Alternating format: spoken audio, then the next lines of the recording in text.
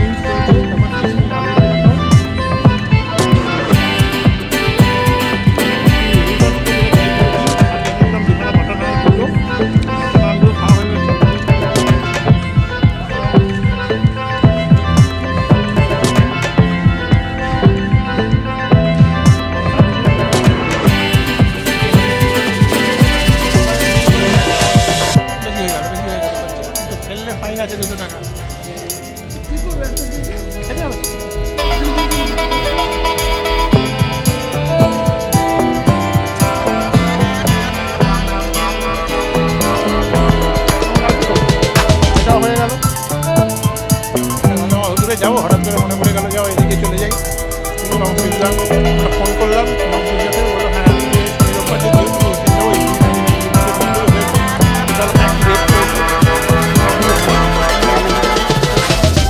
অনেকগুলো আছে, প্রচুর লোক এখানে সুন্দরভাবে সাজানো।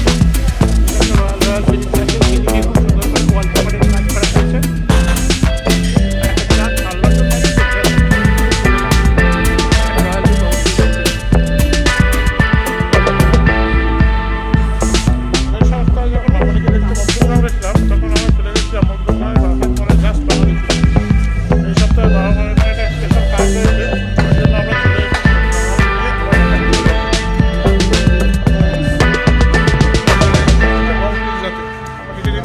দেখছিলাম যে বং পিৎজা হচ্ছে 399 পাবলিক চলছে।